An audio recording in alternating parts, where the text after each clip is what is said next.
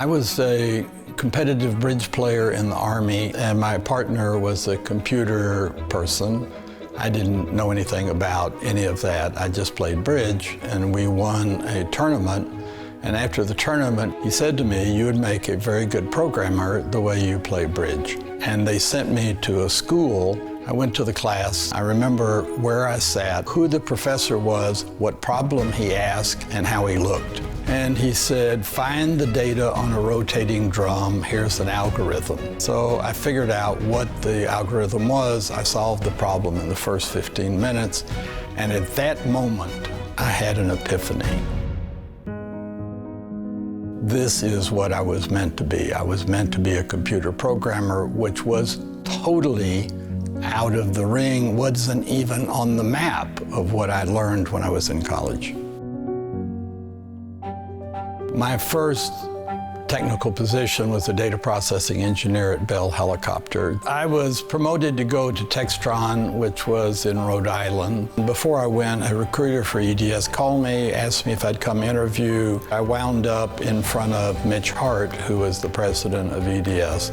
And he said they wanted to make an offer to me. You have to remember the impact of EDS in the world we call information services today. When Ross Perot started EDS, it was about utilizing unused time of mainframe computers. He and Morton and Ross transformed that into an industry that said, how can we produce better information to run your business?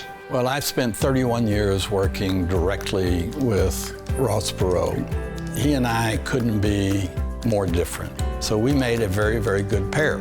I would say Ross Perot and Morton Meyerson are yin and yang. They're very different personalities, but they were 1 + 1 = 5. In 1984, General Motors showed up and they bought the company for $2.5 billion. And we went from roughly $1 billion to $4.4 billion in 1 year. We were responsible for all the technology of GM worldwide. We did that for 3 years. In roughly 1989, Ross started a company called Perot Systems. Perot Systems was EDS 2.0. It was the next generation. And we went from there were roughly 1,300 employees and $100 million of sales. When I left 6 years later, it was $1 billion in revenue. So it was highly successful. He was given opportunities, but he was prepared.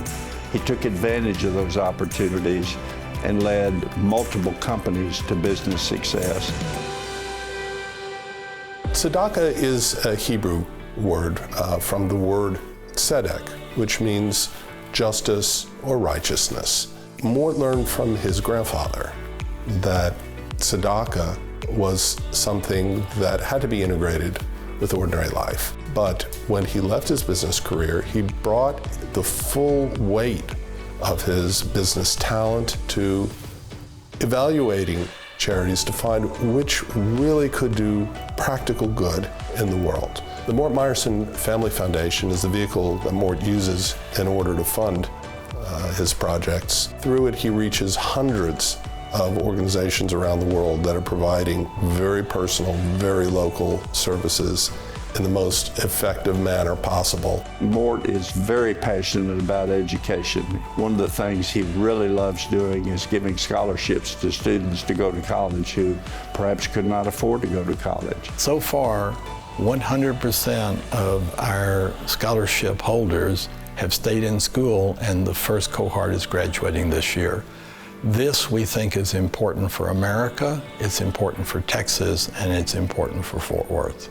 Mort has a deep love of the arts, and he grew up in a musical family. His mom taught him the piano, and the opportunity arose, and the Dallas Symphony needed real leadership. I put together a small team. We worked on it for 10 years, and we were able to produce what is now known as the Morton H. Meyerson Symphony Center.